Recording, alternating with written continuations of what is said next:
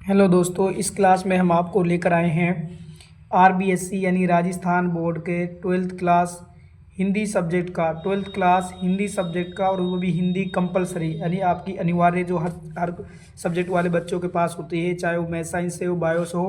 Compulsory का paper सबका आता है ट्वेल्थ क्लास में। उसी का हम आपको क्या लेकर आए हैं, प्री बोर्ड लेकर आए हैं। क्या लेकर आए हैं भाई? Pre board. यानी ये आपके ईयरली एग्जाम में, वार्षिक परीक्षा में बहुत ही इंपॉर्टेंट क्लास लेने वाली है। यहाँ आप देख सकते हो, सबसे पहले आपको रोल नंबर लिखना होता है। ये प्री बोर्ड उच्च माध्यमिक यानी 12वीं कक्षा के लिए 2026 का प्री बोर्ड है। और वो सब्जेक्ट कौन सा आपका विषय है? हिंदी अनिवार्य। यानी जिन बच्चों, ये सबके बच्चों के ट्वेल्थ क्लास के सब बच्चों के पास होती है हिंदी कंपलसरी, तो उसी का हम आपको प्री बोर्ड लेकर आए हैं। कक्षा 12 का है, पूर्णांक आपके 80 नंबर के हैं और 3.25 घंटे आपके इसमें टाइमिंग होता है, 3 घंटा 15 मिनट। ठीक है, बहुत ही इंपॉर्टेंट क्लास है, आप कंप्लीट क्लास को देखिएगा।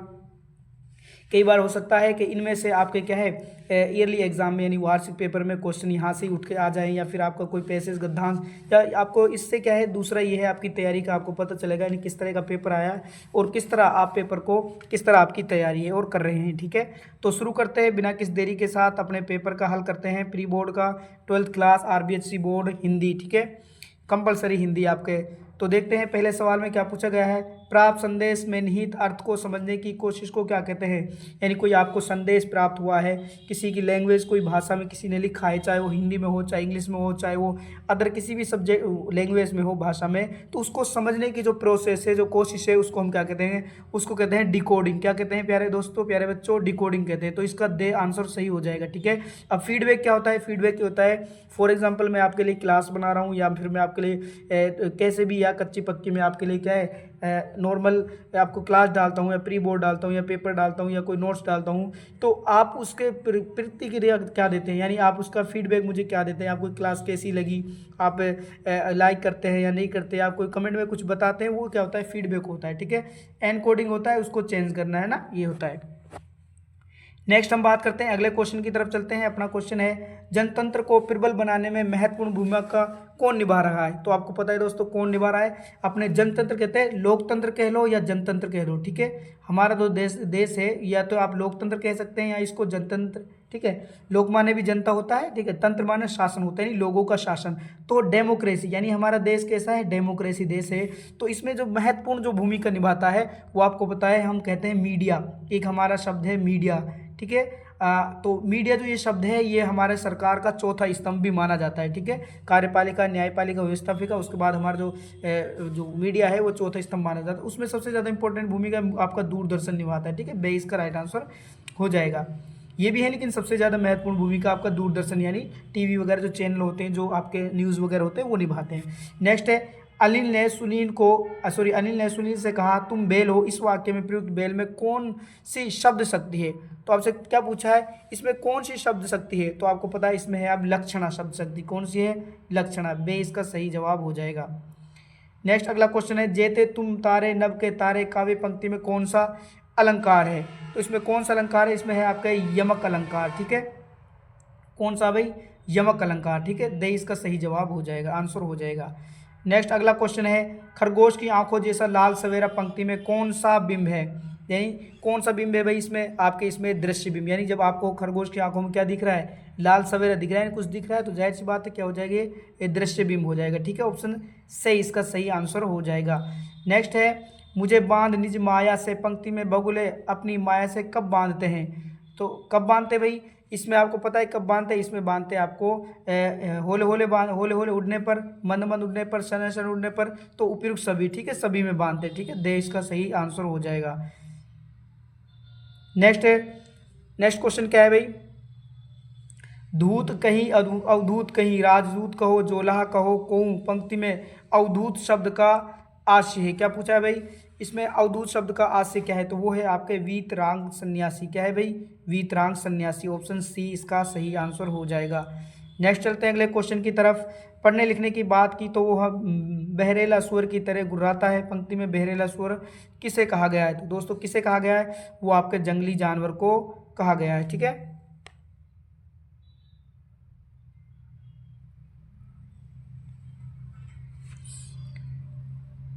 नेक्स्ट इसमें देखो, मुझे थोड़ा डाउट भी लग रहा है क्वेश्चन में, आप कमेंट में बताइएगा इसमें कौन आएगा, दादा को, दत्तात्रेय राव को, या फिर उसको, है ना, तो इसमें थोड़ा मुझे डाउट लग रहा है, आपको इसमें कमेंट में बता सकते हैं इसका सही आंसर क्या होगा। नेक्स्ट है मनुष्यता की साधना और जीवन सौंदर्य के लिए किसकी आवश्यकता होती है भाई, किसकी आवश्यकता होती है, तो होती है आपके लोक कलाओं की। किसकी होती है, लोक कलाओं की। ये इसका सही उत्तर हो जाएगा। नेक्स्ट है जी के दृष्टिकोण में त्याग है, किसका त्याग है भाई, तो इसमें त्याग है आपका, इसका है अपनी जरूरत त्याग मानव के लिए कुछ होना, ठीक है, बे इसका सही आंसर हो जाएगा। नेक्स्ट है उषा कविता में प्राप्त नभ किसके समान नीला बताया गया है, किसके समान बताया गया है भाई, आपके जलकंदी के समान, ठीक है, ऑप्शन बे जलकंदी के समान बताया गया है। नेक्स्ट क्वेश्चन है आपका अगला, ए वैसे दो में अतीत में दबे पांव पाठ में किस सभ्यता का वर्णन किया गया है, तो वो है आपकी मोहनजोदड़ो, ठीक है, मोहनजोदड़ो, जो अब प्रेजेंट में कहाँ है भाई, आपके मोहनजोदड़ो पाकिस्तान में, ठीक है, मोहनजोदड़ो, ठीक है, जोदड़ो, ठीक है, कहाँ है प्रेजेंट में, आपके पाकिस्तान में। उसके बाद चलते हैं रिक्त स्थान यानी खाली जगह में आपको क्या भरना है, क्या सही आएगा, इसको आंसर देखते हैं, क्योंकि आपके 12 सवाल वैसे देके आएंगे। उसके बाद ये एक एक नंबर के सवाल हैं, आपके प्रश्न हैं, ठीक है। उसके बाद आपके 6-7 सवाल आपके रिक्त स्थान यानी खाली जगहों के आते हैं। पहला क्वेश्चन है खाली जगहों में भाषा को शुद्ध लिखने व बोलने संबंधित जानकारी वाले शस्त्र को क्या करें, यानी वो है शस्त्र, वो चीज़ जो हमें भाषा को शुद्ध लिखने व पढ़ने संबंधित जानकारी प्रदान करती है, तो उसको हम व्याकरण कहते हैं। क्या कहते हैं प्यारे बच्चों, व्याकरण यानी ग्रामर कहते हैं, ठीक है, व्याकरण कहते हैं। नेक्स्ट, जब किसी शब्द को मुख्यार्थ में बाधा हो या अभिधा से अभिष्ट अर्थ का बोध ना हो, वहाँ शक्ति होती है, तो वहाँ कौन सी शक्ति होती है भाई, वहाँ होती है आपकी दुर्गा शक्ति। क्या होती है, सॉरी, वहाँ आपकी क्या होती है, लक्षण शक्ति, दुर्गा नहीं लक्षण शक्ति होती है, ठीक है, क्या होती है, लक्षण शक्ति। दूसरे का क्या हो जाएगा, लक्षणा, ठीक है। तीसरे में चलते हैं, तरनी तनुजा तट तमाल तरुवर बहु छाए उक्त पंक्ति में तय वर्ण की क्या हुई है भाई, आवर्ती, आवर्ती कहते हैं बार बार आना, तय वर्ण की क्या हुई है, आवर्ती हुई है, के कारण कौन सा अलंकार है, आपको पता है भाई, जब किसी चीज़ की किसी शब्द की आवर्ती होती है वर्ण की, तो उसमें क्या होता है, अनुप्रास अलंकार, क्या होता है, अनुप्रास अलंकार होता है, ठीक है, अनुप्रास अलंकार हो जाएगा। इसमें पहले में खाली में आ जाएगा अनुवृत्ति आवृत्ति, और दूसरे में आ जाएगा आपका अनुप्रास।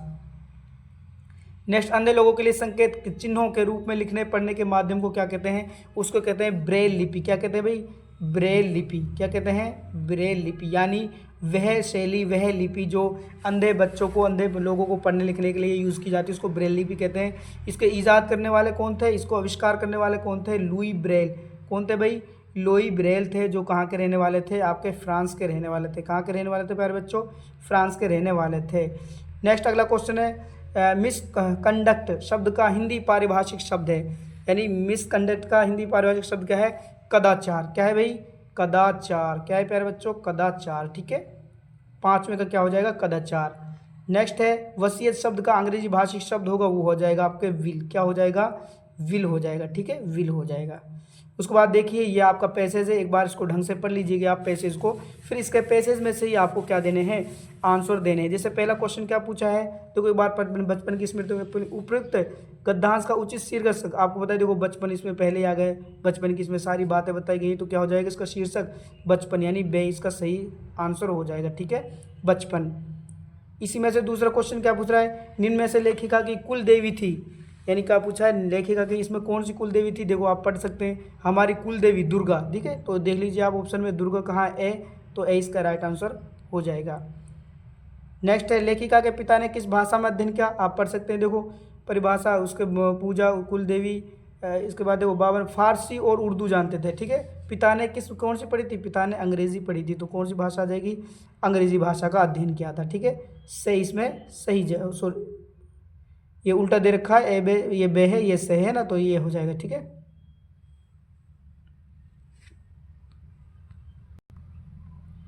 नेक्स्ट क्वेश्चन, इसमें क्या पूछा है आपको, लेखिका के बाबा ने दुर्गा पूजा क्यों की, क्योंकि परिवार में क्या है, लड़की के जन्म के लिए, परिवार में किसके जन्म के लिए भाई, परिवार में, फैमिली में लड़की के जन्म के लिए, ठीक है, लड़की के जन्म के लिए की थी, क्या की थी, दुर्गा पूजा की थी। नेक्स्ट, बचपन में लेखिका के परिवार का शैक्षिक वातावरण अच्छा था, कैसे, क्यों, कैसे अच्छा था भाई, क्योंकि पारिवारिक सदस्यों की शिक्षा के कारण ही उनके परिवार क्या थे, शिक्षित थे, पारिवारिक सदस्य क्या थे भाई, शिक्षित थे, यानी पढ़े लिखे, ठीक है, ठीक है, इसलिए क्या था, उनका भी शैक्षिक वातावरण अच्छा था, ठीक है। नेक्स्ट है बचपन की स्मृतियों का क्या असर रहता है, तो वही विचित्र आकर्षण क्या है, सपने जैसा एहसास, यानी विचित्र आकर्षण होता है और सपनों जैसा एहसास लगता है। ठीक है, सपनों जैसा एहसास लगता है। ठीक है, नेक्स्ट इसके बाद ये आपका क्या है, आपका कविता है। ठीक है, पद्यांश दे रखा है, एक गद्यांश है, उसके बाद आपका एक पद्यांश है। पद्यांश में से भी आपको इस प्रश्नों को उत्तर देने हैं, यानी आपको सही इसमें से सही प्रश्न के सही आंसर आपको चुनने हैं। जैसे पहला है, निम्न में से वसुधा शब्द किसके लिए प्रयुक्त होता है, आपको पता है वसुधा क्या है, धरती का पर्यायवाची। किसका है भाई प्यारे बच्चों, धरती का पर्यायवाची। ठीक है, तो ऑप्शन 20 में राइट आंसर हो जाएगा। नेक्स्ट है उपयुक्त उपयुक्त पद्यांश का उचित शीर्षक, यानी आपको इसका टाइटल बताना है, असल इसका टाइटल क्या है। ठीक है, तो इसका टाइटल क्या हो जाएगा भाई, क्या है भाई, ग्राम जीवन। क्या हो जाएगा, ग्राम जीवन। ए इसका राइट आंसर हो जाएगा, ग्राम जीवन। नेक्स्ट इसी में अगला क्वेश्चन है, अरहर व सनई की फीलियों को किसके समान बताया गया है भाई, किसके समान बताया गया है, किंकिणी के समान। किसके समान बताया गया है, किंकिणी के समान। बे इसका राइट आंसर हो जाएगा। नेक्स्ट क्या है, हरित धरा से कौन झांक रहा है और क्यों, हरित धरा से नीलम की कलियां। कौन झांक रही है भाई, नीलम की कलियां। कौन झांक रही है, नीलम की कलियां। ठीक है, कलियां कहते हैं जो नई नई डाली होती है उसको क्या बोलते हैं, कलियां बोलते हैं। ठीक है, नीलम की कलियां झांक रही है। छठा क्वेश्चन है, वसुधा कैसे रोमांचित हो रही है, तो वसुधा कैसे रोमांचित हो रही है भाई, वसुधा हो रही है,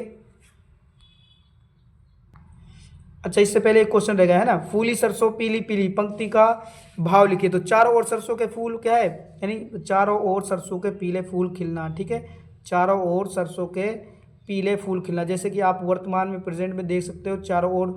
अब तो खैर फूल भी झड़ने शुरू हो गए हैं सरसों के, वरना कुछ महीना 20 दिन पहले आपको क्या है, चारों ओर पीले पीले सरसों के फूल दिखाई दे रहे थे। नेक्स्ट, वसुधा कैसे रोमांचित हो रही थी, तो फसलों की हरियाली और फूलों को खिलने के बाद, खिलनों को देखकर, है ना, यानी फसलों की हरियाली और फूलों को खिलते हुए देखकर क्या होती, वसुधा रोमांचित होती। वसुधा यानी धरती। ठीक है, उसके बाद ये देखो आपके क्वेश्चन है, इनको आप देख सकते हैं आसानी से, इनको खुद करने की कोशिश कीजिएगा। पेन कॉपी लेकर बैठिएगा और ये सोचिएगा हम खुद इसको क्या करें, बोर्ड वाला पेपर कर रहे हैं, एग्जाम कर रहे हैं, उस हिसाब से आप हल करने की कोशिश कीजिएगा और जांचिएगा आपकी तैयारी कैसी है। ठीक है, इसके बाद आगे देख सकते हैं, जैसे आपको दे रखे हैं, ये देखो क्वेश्चन और है, राष्ट्र उद्यान में युवाओं की भूमिका। ठीक है, हजारी प्रसाद द्विवेदी के व्यक्तित्व कृतित्व परिचय दीजिए। फिर उसके बाद आपका सब प्रसंग व्याख्या लिखनी है आपको इसकी। फिर उसके बाद देखो आपको एक सब प्रसंग व्याख्या पद्यांश आ गया है दोबारा। ठीक है, उसके बाद देखिए लास्ट में आपका क्वेश्चन है, ये क्वेश्चन क्या कह रहा है, निम्नलिखित विषयों पर आपको लास्ट में क्या लिखना है, निबंध। 3 से शब्दों का आपको निबंध लिखना है। ये आपके 5-5 नंबर का ये निबंध आपका होगा, यानी 5 नंबर का आपका क्या है, निबंध है। जैसे हमारा जल संरक्षण या हमारा दायित्व, ये और कटते जंगल घटता मंगल, विद्यार्थी जीवन में नैतिक शिक्षा की उपयोगिता, कृत्रिम बुद्धिमत्ता। ठीक है, तो ये आपका ये मॉडल। तो इस क्लास में प्यारे बच्चों हमने आपको क्या कराया है, जो 12th क्लास हिंदी जिनके पास क्या है, हिंदी जिनके पास नहीं, सभी बच्चों के पास हिंदी कंपलसरी होती है, उस हिंदी कंपलसरी का हमने राजस्थान का प्री बोर्ड आपको पेपर का सॉल्यूशन करवाया है। ठीक है, अदर सब्जेक्ट के आपको अगर प्री बोर्ड हम चाहिए तो आप कमेंट में बताइए, किसी और सब्जेक्ट के 12th क्लास के अगर आपको प्री बोर्ड चाहिए तो वो भी हम आपको क्या है करा देंगे, वो भी आपको हम अपने चैनल पर डाल देंगे। तो आप कमेंट में बताइए ये क्लास आपको कैसी लगी, और अदर सब्जेक्ट के आपको अगर प्री बोर्ड चाहिए किसी भी 12th क्लास के या फिर 10th क्लास के, ठीक है, किसी भी सब्जेक्ट के, हिंदी है, इंग्लिश है, पॉलिटिकल है, फिर क्या है मैथ वगैरह है, सारे हम आपको प्री बोर्ड आपको डाल देंगे। तो आप कमेंट में बताइए किसी भी आपको प्री बोर्ड अगर आपको चाहिए राजस्थान बोर्ड का, तो हम आपको करा देंगे।